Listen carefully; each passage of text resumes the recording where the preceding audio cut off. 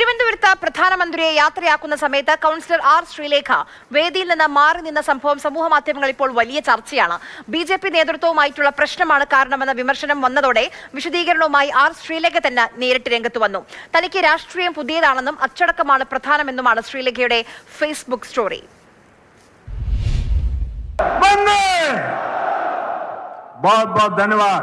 പ്രസംഗം കഴിഞ്ഞ് പ്രധാനമന്ത്രി വേദിയിൽ നിന്ന് മടങ്ങുന്നതിന് മുൻപുള്ള ദൃശ്യങ്ങളാണിത്. നേതാക്കൾക്ക് നരേന്ദ്രമോദി കൈകൊടുത്തും കൈകൂപ്പിയും യാത്ര പറഞ്ഞു മടങ്ങുന്നു. ആ കൂട്ടത്തിൽ നിന്നാണ് ബിജെപി സംസ്ഥാന ഉപാധ്യക്ഷയും കൗൺസിലറുമായ ആർ ശ്രീലേഖ മാറി നിന്നത്. എത്രയോ മണിക്കൂറുകൾ, ദിവസങ്ങൾ, മാസങ്ങൾ നമ്മുടെ പ്രസ്ഥാനത്തിന് വേണ്ടിയിട്ട് ചിലവഴിച്ചുകൊണ്ട് കേരളത്തിന് മുന്നോട്ട് പോകാൻ നൽകിയിട്ടുള്ള ഓരോ വാക്കുകൾക്കും സ്റ്റേജിനകത്തിരിക്കുന്ന മുഴുവൻ വ്യക്തികൾക്കും എന്റെ കരുത്തരായിട്ടുള്ള സഹപ്രവർത്തകർക്കൊപ്പം നിൽക്കാതെ ശ്രീലേഖ മാറി നിന്നതാണ് പിന്നെയുള്ള ചർച്ച.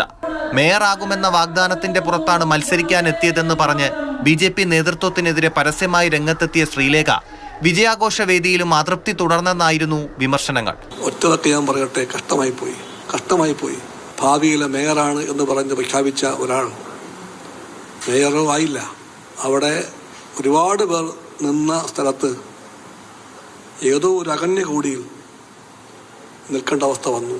മാറ്റി നിർത്തിയതാണെന്നും പ്രതികരണങ്ങൾ വന്നപ്പോൾ ഒടുവിൽ മാറി നിന്നതിന്റെ വിശദീകരണവുമായി ശ്രീലേഖ എത്തി. എനിക്ക് രാഷ്ട്രീയം പുതിയതാണ്. 33.5 വർഷം പരിശീലിച്ചതും ചെയ്തതും ഒക്കെ ഒരു പോലീസ് ഉദ്യോഗസ്ഥയുടെ കടമയായിരുന്നു. വളരെയധികം VVIP ഡ്യൂട്ടി ചെയ്തിട്ടുള്ള എനിക്ക് അച്ചടക്കം വളരെ പ്രധാനപ്പെട്ട കാര്യമാണ്. പ്രധാനമന്ത്രി വേദിയിലേക്ക് വരുമ്പോൾ എനിക്ക് നൽകപ്പെട്ടിട്ടുള്ള സ്ഥാനത്ത് ഇരിക്കുക, അവിടെ തന്നെ നിലയുറപ്പിക്കുക എന്നതാണ് പാർട്ടി പ്രവർത്തക എന്ന നിലയിൽ ഞാൻ ചെയ്യേണ്ടതെന്നാണ് ധരിച്ചിരുന്നത്. അങ്ങോട്ടേക്ക് ക്ഷണിച്ചാലല്ലാതെ പോകരുത് എന്നുള്ള പരിശീലനം എനിക്ക് ലഭിച്ചിരുന്നത് കൊണ്ടായിരിക്കാം ഞാൻ എന്റെ സ്ഥാനത്ത് മാത്രം ഇരിക്കുകയാണ് ചെയ്തത്. ആരും തെറ്റിദ്ധരിക്കരുതെന്നും എപ്പോഴും BJPക്കൊപ്പം എന്നും പറഞ്ഞാണ് ശ്രീലേഖ പ്രതികരണം അവസാനിപ്പിച്ചത്.